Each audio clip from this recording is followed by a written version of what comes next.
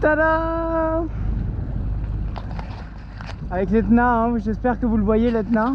Un petit cargo qui est passé derrière nous, loin derrière. L'Etna qui est là, qui est toujours présent. Et la Calabre qui est ce qui fait plaisir à revoir, hein. Moi j'ai beaucoup aimé ce que j'ai vu du début de la Calabre, hein. Donc je suis content de la revoir. Je trouve ça très joli comme région, que ce soit Basilicate et Calabre. Je trouve que c'est vraiment sympa. Voilà, donc excusez-moi, la vidéo a forcément coupé parce que plus de batterie, parce que trop de blabla. Après, est-ce vraiment du blabla? Est-ce vraiment parler pour rien dire? Je ne pense pas, parce que je pense qu'à chaque fois je vous résume quand même en quelques dizaines de minutes. J'essaye de vous résumer des après-midi entières, des heures de lecture devant les panneaux, etc. Des après-midi entières, bon, à se déplacer forcément, mais aussi à visiter, à faire le tour, à essayer de s'imprégner de l'ambiance, etc. Et c'est pour ça que c'est difficile pour moi de le résumer, mais je pense que c'est aussi intéressant de vous le partager, tout simplement. Voilà, donc écoutez, ça a coupé forcément. Nous étions à Agrigente, nous étions dans la vallée des temples, et nous étions arrivés quasiment au bout. Et au bout se trouve l'Olympéion. Voilà, on s'était arrêté là-dessus, l'Olympéion, qui est le plus grand temple dorique qui existe je crois, hein, je crois que c'est ça la stat, hein, c'est-à-dire que c'est le plus grand temple dédié aux dieux grecs, etc., qui existe. Alors, il en reste plus grand chose malheureusement, hein, parce que sinon vous imaginez bien que il serait aussi connu que, parce que gros, beau et grand comme il était, il serait aussi connu, si ce n'est presque plus, que le Colisée, quoi. C'est à peu près le même délire, hein. Donc c'est pas aussi grand que le Colisée, mais au niveau du côté imposant, etc. Donc je vais vous en parler. Un énorme temple qui fait à peu près le double des gros temples que vous avez vus, quoi. Un peu plus large, un peu plus long, etc. Et cette fois complètement fermé, c'est ça, hein. Il y avait des colonnes toujours, mais il était fermé de mémoire. Et entre chaque colonne, il y avait un Atlante. Alors il y a plusieurs explications sur le nom de ces personnages-là, mais grosso modo c'est un Atlante. On appelle ça des Atlantes, qui serait le masculin de la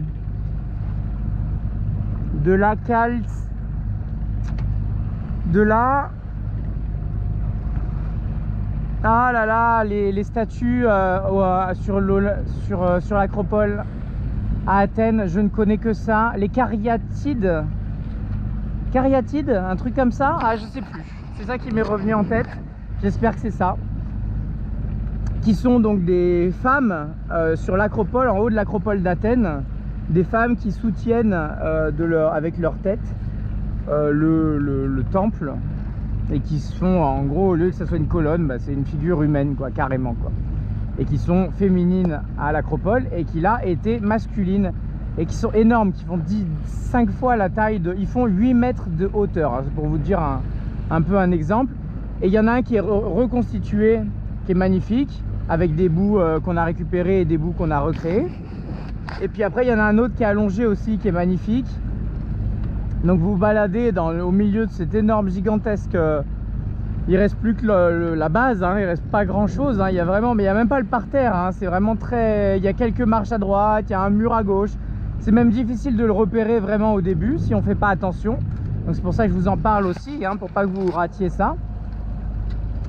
Et donc c'est là où se trouvent les Atlantes. Autour il y en a un qui est allongé, un qui est debout, et tout autour c'est justement ce fameux temple.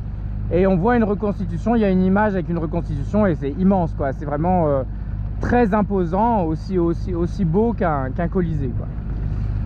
Voilà, que dire d'autre? Voilà pour Agrigente. Après, par la suite, il y a le temple des dieux chtoniens, je crois en français, qui sont donc les dieux de la terre. Et les dieux de la terre, c'est forcément la mère Déméter et la fille Perséphone. Voilà. Et on a des fois aussi Déméter et Choré, qui veut dire jeune fille en grec. Et donc on parle de la jeune fille de Déméter, qui se trouve être Perséphone, voilà.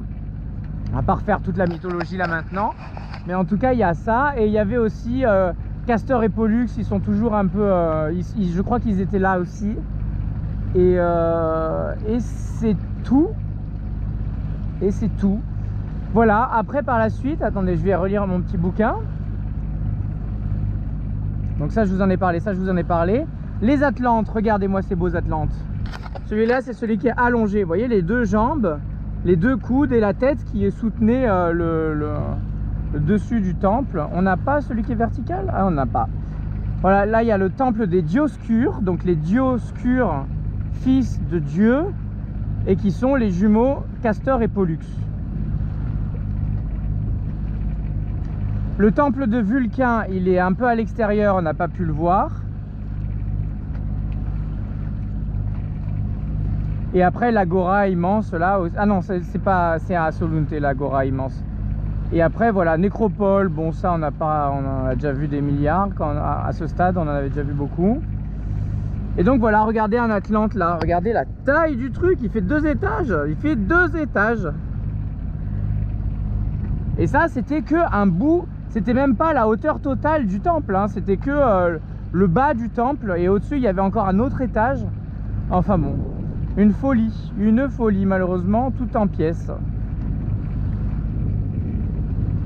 Voilà évidemment les belles poteries grecques, dont seuls eux avaient le secret de cette finesse du dessin.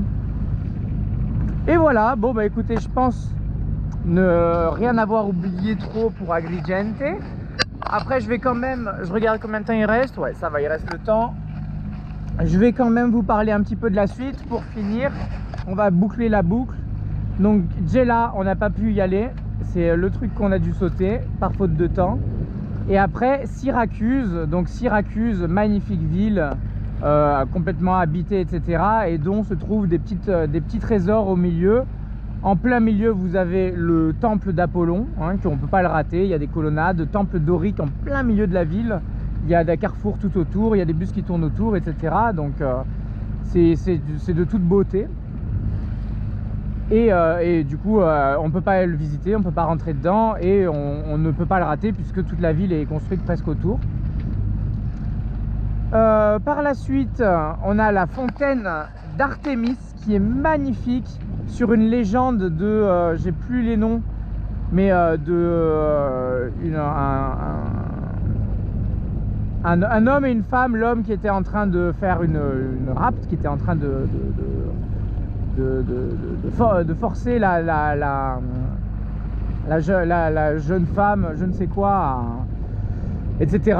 Et du coup Artémis est arrivée bienveillante et l'a masquée sous un voile de nuages, de brume épaisse, et l'a sauvée grâce à cela.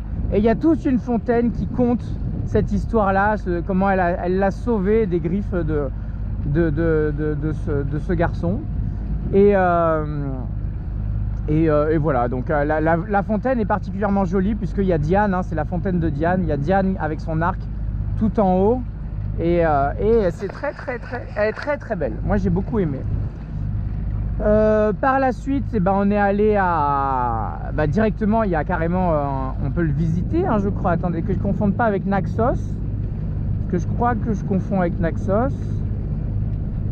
Agrigente, il y avait quoi? Ah oui, il y avait ah oui, oh là là, on n'a pas fini.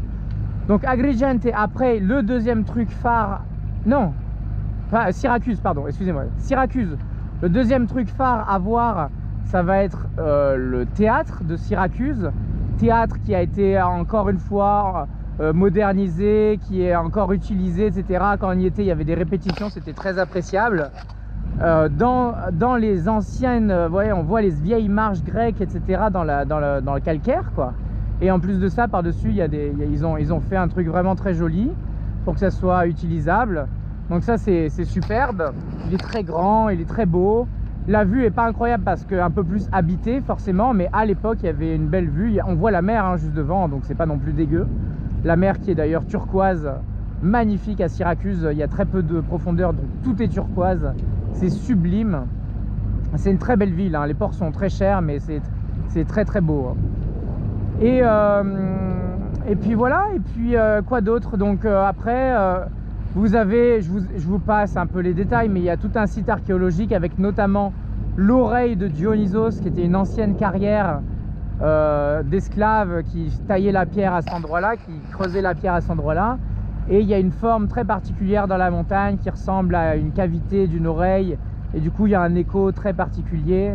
C'est très impressionnant. Je vous montrerai des images durant le live explicatif, ça c'est certain. Mais voilà, il y a quelques singularités aussi comme ceci. Il y a 2-3 trucs à voir. Il y a un petit parcours avec pas mal de choses à voir qui est très intéressant.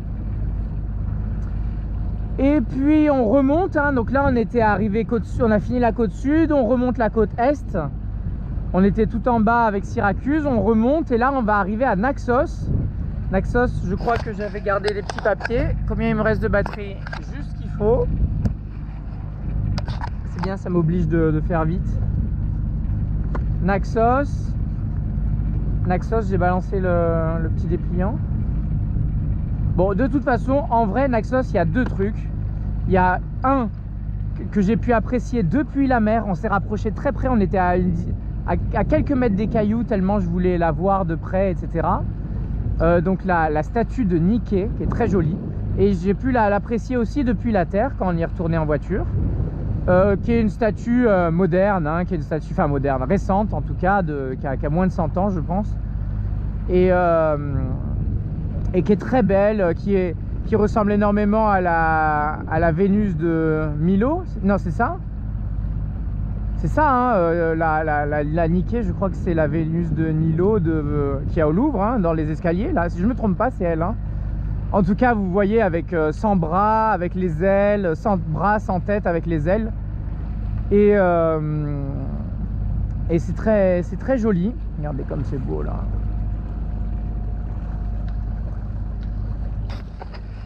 Voilà, c'est très joli comme statue. Et après, par la suite, vous avez un site antique avec des petits musées qui sont très sympas, avec des très belles cartes. J'ai pris plein de photos des cartes et tout. Mais par contre, le site antique, lui, pour le coup, c'est dans des champs d'oliviers magnifiques. Il y a quelques endroits où c'est creusé, où il y a quelques ruines, mais il n'y a pas grand chose en soi, quoi. Le lieu c'était un grand endroit très connu, etc. Donc vous pouvez vous balader dans l'ancienne Via Sacra, l'ancienne rue principale en tout cas. Mais il reste pas grand chose. Il y a juste une forge qui a été déterrée, qui est magnifique, une vieille forge vraiment immense de 20 mètres sur 20 mètres, avec plusieurs fours les uns sur les autres et tout, très impressionnant. Mais sinon, à part ça, il n'y a pas grand chose, mais ça vaut la balade parce que c'est très beau, c'est dans des champs avec des oliviers un peu de partout, etc. Donc ça vaut le coup, c'est jamais très cher et ça vaut le coup si vous êtes dans le coin. Voilà, on finit avec Taormina qui est au-dessus. Là pour le coup, c'est une ville très chic avec des gens très bien habillés, etc. Des couples amoureux, etc. C'est très particulier. Ça ressemble un peu à du Saint-Tropez plus. Et c'est tout en hauteur de la ville. Il y a même un téléphérique pour grimper. Il y a des œufs pour grimper en haut de la ville. Et une fois dans la ville, vous avez une rue centrale avec que des boutiques de magasins de montres, de haute couture, etc. Mais au-delà de ça, et il y a les fameuses glaces qui sont très bonnes, là dont je vous ai parlé sur Bâtonnet. Mais au-delà de ça, il y a quand même le théâtre de Taormina, qui est pour le coup un théâtre romain, avec donc fermé, et qui surplombe les falaises, etc., qui a une vue imprenable, et qui, je vous invite aussi à aller voir si vous faites une balade dans le coin. Le théâtre de Taormina, qui est encore une fois utilisé. Nous, quand on y était, il y avait un concert le soir même, etc. Donc il y avait l'orchestre qui se préparait avec les violonistes qui rentraient sur scène et tout. Enfin, c'est assez incroyable de dire que ces endroits-là sont encore vivants et qui plus est utilisés comme d'antan, quoi. C'est vraiment, ça a la même fonction. C'est ça qui est encore plus dingue, quoi. C'est pas un hôtel qui a été construit sur un vieux temple, qui a été construit sur une église ou des trucs comme ça, quoi. Vraiment, là, c'est vraiment un théâtre qui sert encore pour faire des représentations, etc. Donc c'est vraiment très impressionnant. Voilà, bah écoutez, je pense qu'on a fait le tour. Il me reste 10% de quoi conclure. J'espère que tout cela, ça vous a plu. Comme je vous dis, j'ai dû survoler pas mal de choses. Il y a énormément de choses à raconter. C'est des endroits mythiques, légendaires, qui méritent beaucoup d'explications. Voilà, je pourrais finir sur la montée à l'Etna aussi quand même. Montée à l'Etna que je vous recommande, qui coûte cher, qui coûte très cher même. Mais bon, bah, si vous avez l'occasion et que vous pouvez vous le permettre à ce moment-là, ça peut être l'occasion. Quand je dis très cher, c'était 70 €. Hein, sachant que 70 €, ça comprend les télécabines, plus après le bus qui vous récupère, qui vous monte tout en haut, plus après le guide qui vous fait la petite balade du cratère, plus on vous redescend avec le bus, plus les œufs, quoi. Donc c'est pas non plus rien, mais ça coûte quand même assez cher, hein, de toute façon. Et les œufs qui ne servent pas à grand chose si vous faites que monter les œufs, c'est déjà 50 €. Donc de base, quand vous êtes arrivé en bas, vous êtes un peu piégé. Soit vous restez sur place et c'est déjà magnifique, soit vous montez en haut et là vous avez quand même le plaisir d'avoir la visite guidée qui est quand même intéressante, avec un guide qui était super sympa. Voilà, et là-haut, bah, comme je vous l'ai expliqué, c'est noir, volcanique de partout, et au milieu de ça, il y a des fleurs roses, des fleurs jaunes, des tapis de sol vert, etc. qui poussent comme ça de manière improbable. C'est à couper le souffle, donc ça vaut vraiment le coup d'œil. Qui plus est, la vue de là-haut est aussi magnifique. Vous avez une vue sur tout Catane, très très jolie. C'est pas très long, hein, vous y arrivez très facilement en voiture à mi-chemin, là en bas des œufs, et puis après en quelques heures vous avez fait l'aller-retour, donc c'est pas non plus très long. Pour le coup, vous n'avez pas la même sensation qu'à Vulcano où vous montez chaque mètre les uns après les autres avec vos petits pieds, où là vraiment quand vous arrivez en haut vous avez l'impression d'être sur le toit du monde alors que vous êtes qu'à 400 mètres. Là vous êtes à 2000 et quelques mètres ou plus, je crois que ça monte jusqu'à 3000 au max si je dis pas de bêtises. Et là où on va, c'est de 2700 si je dis pas de bêtises. Et là vous y êtes tellement propulsé à coups de télécabine et de bus que vous n'avez aucune sensation d'avoir gravi quoi que ce soit. Ça peut se faire à pied, mais bonne chance, quoi. Ça vous prend 10 heures aller, 10 heures retour, quoi. C'est vraiment très long. J'exagère un peu, mais bon, ceux qui le faisaient à pied, on se demandait, quoi, des extraterrestres, quoi. Vraiment des extraterrestres. Voilà, donc ça valait aussi le coup, cette petite balade à l'Etna. Et voilà, et tout ça c'est fini au restaurant du Grand Bleu, puisque à Taormina, juste en dessous du théâtre, se trouve le restaurant du Grand Bleu, là où s'est tournée une des scènes du film de Luc Besson, Le Grand Bleu, avec lequel j'ai une affinité particulière forcément. Et du coup on a pu se mettre quasi à la même table où s'est déroulé le film avec Jean Reno, la scène avec Jean-Marc Barr et la femme, je ne me rappelle plus comment elle s'appelle, où justement où il y a la mama qui arrive, où ils sont obligés d'échanger les pâtes parce qu'il ne faut surtout pas qu'ils sachent qu'ils mangent les pâtes du restaurant, etc. et pas les pastas de la mama. Donc c'est toujours c'était un petit moment aussi sympathique de manger sur cette table là et d'avoir cette petite référence là. On a mangé des pâtes forcément et elles étaient délicieuses. Voilà, donc tout ça c'est un myriade de souvenirs qu'on laisse derrière nous avec ce coucher de soleil sublime qui rend moins bien apparemment à la caméra qu'en vrai, mais qui est très joli, et avec cette eau argentée mercure là derrière nous qui est très très belle aussi, que j'aime aussi tout particulièrement. Voilà, on a encore un petit peu de route, hein. On a encore un petit peu de route. Il est 20 h et on a encore bien 1h30 de route. Donc je sais pas trop comment ça va se finir. Ça va se finir au crépuscule, voire au début de la nuit. On verra. En tout cas, on fait route directe vers notre destination. J'espère que cette petite balade vous a plu. N'hésitez pas à laisser dans les commentaires des petits, votre avis, etc. Si vous aviez, si ça vous a, qu'est-ce qui vous a intéressé, si je dois parler un peu plus en détail de certaines choses, parce qu'encore une fois tout a été survolé, même si on a pris du temps. On a quand même fait toute la traversée en racontant ces 10 jours, 15 jours, mais forcément vous imaginez même pas, il faudrait une journée pour expliquer chaque journée qu'on a fait, tellement c'était intense. C'est vraiment ça, quoi. C'était très très très intense. Et je suis ravi de vous retrouver, qui plus est en Calabre, qui plus est ce soir on va s'accrocher à une bouée et je vois que les conditions seront idylliques, hein. Ça n'a rien à voir avec quand on était là-bas dans le détroit de Messine. Là on va pouvoir être bien tranquille, on va passer une bonne nuit accroché à cette bouée et le lendemain on continue notre direction vers Crotone, mais on va s'arrêter avant Crotone, qui est encore un lieu grec. anciennement grec, mais on va s'arrêter un petit peu avant. Voilà, on a d'autres choses à voir sur la route, etc., etc. Saori se porte à merveille. Moi, je suis ravi de vous avoir conté un petit peu ces histoires-là. Forcément, c'est que sur des belles images. On ne peut que apprécier le panorama, je pense. On va pas se plaindre qu'il n'y ait pas que ce soit pas avec un montage photo, avec toutes les photos, etc. Les photos viendront au moment où on fera le live récapitulatif des plus beaux endroits d'Italie. Forcément, nombreuses des choses que je vous ai racontées durant cette navigation vont être mis en image durant ce live qui va arriver dans une dizaine de navigations, grand max, hein, peut-être un peu moins de 10 navigations, et on sera à la fin de notre saison. Voilà, du coup je vous embrasse et je vous dis à bientôt pour une prochaine vidéo. Bye bye, ciao ciao. Au revoir l'Etna, au revoir la Sicilia.